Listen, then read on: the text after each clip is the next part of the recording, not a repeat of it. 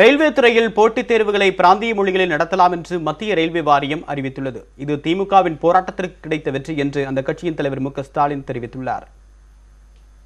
Railway துறையில் பதவி உயர்வுக்காக நடத்தப்படும் ஜிடிஇசி தேர்வுக்கான வினாத்தாள் ஆங்கிலம் மற்றும் ஹிந்தியில் மட்டும் இடம்பெற வேண்டுமென ரயில்வே தேர்வு வாரியம் கடந்த மாதம் அறிவிப்பு வெளியிட்டிருந்தது. பிராந்திய மொழிகளில் இருக்கக்கூடாது என்றும் கேட்டுக் கொள்ளப்பட்டிருந்தது. ரயில்வே வாரியத்தின் இந்த நடவடிக்கைக்கு திமுக உள்ளிட்ட கட்சிகள் எதிர்ப்பு தெரிவித்து வந்த நிலையில் நேற்று முன்தினம் திமுக எம்பி கனிமொழி தலைமையில் ஆர்ப்பாட்டமும் நடைபெற்றது.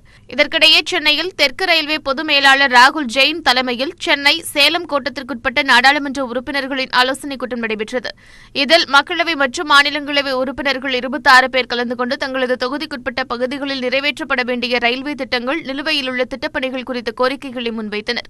அப்போது ரயில்வே பணியிடங்களில் தமிழர்களுக்கு அதிக முக்கியத்துவம் அளிக்கவும், ரயில்வே துறை தேர்வுகளை பிராந்திய மொழிகளிலும் நடத்த வேண்டும் என்றும் கேட்டுக் கொண்டுள்ளதாக கரூர் தொகுதி எம்பி ஜோதிமணி தெரிவித்தார்.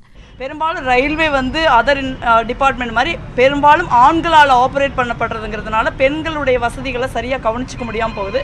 அதனால் சதர்ன் ரயில்வே சார்பாக ஒரு பெண் ஆஃபீஸரை நீங்கள் ஹெச்ஆர் மேனேஜராகவோ நியமித்து பெண்களுடைய வசதி, பெண்களுடைய பாதுகாப்பு மட்டும் அவங்க கவனிக்கணும் ஒரு முக்கியமான கோரிக்கை இன்னைக்கு வச்சிருக்கோம்.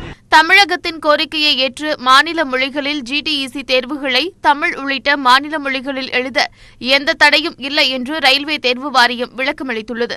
இதுகுறித்து ரயில்வே வாரியம் அனைத்து மண்டல ரயில்வே மேலாளர்களுக்கும் விளக்க கடிதம் அனுப்பியுள்ளது.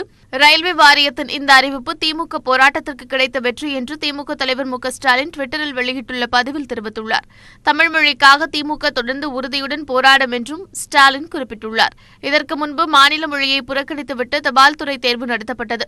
இதற்கு எதிராக நாடாளுமன்றத்தில் தமிழக எம்பிக்கள் குரல் கொடுத்ததை அடுத்து தபால் துறை தேர்வு ரத்து செய்யப்பட்டு மீண்டும் மாநில மொழிகளில் தேர்வு நடைபெற்றது. பொருளாதார மந்தநிலை காரணமாக மோட்டார் பம்ப் செட் தொழிலும் சரிவை சந்தித்துள்ளதால் கோவையில் சுமார் 500 கோடி ரூபாய் மதிப்பிலான உற்பத்தி பொருட்கள் தேக்கமடைந்திருப்பதாக கூறப்படுகிறது.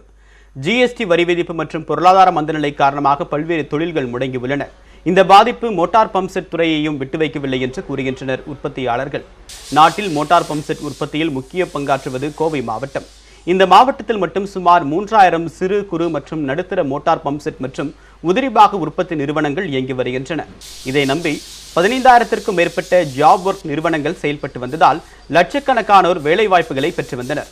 ஆனால் பொருளாதார மந்தநிலை காரணமாக உற்பத்தி முடங்கியுள்ளதால் ஆட்குறைப்பு மற்றும் கட்டாய விடுப்பு அளிக்க வேண்டிய நிலை இருப்பதாக தொழில் முனைவோர் வேதனை தெரிவிக்கின்றனர். 6 மாதமாட்டு பிரச்சனை எல்லாமே பம்பு தொழிலே இல்லை. இந்த raw material supply, short supply, raw material எங்கேயும் உற்பத்தி இல்லை.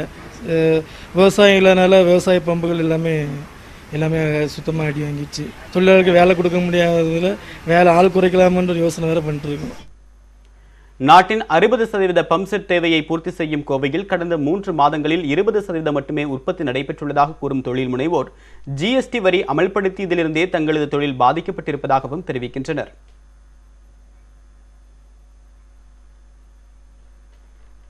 ஜிஎஸ்டி மத்திய அரசு எப்போ அமல்படுத்திச்சோ அடுத்த சில மாதங்களில் இருந்தே இந்த சிறு குறு தொழில்கள் ரொம்பவே மெல்ல மெல்ல நலிவடை தொடங்கிருச்சு.